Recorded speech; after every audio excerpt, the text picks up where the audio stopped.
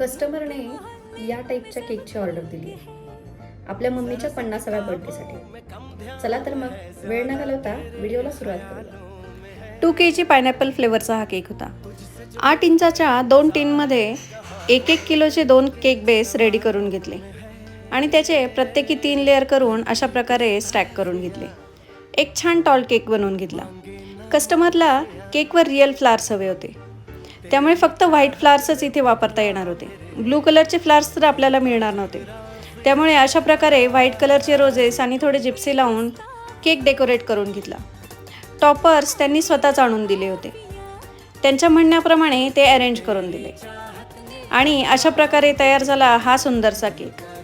Name टॅगसाठी इथे मी फॉन्डंटचा वापर केला आहे. तर कसा झाला हा आजचा केक कमेंट करून नक्की सांगा.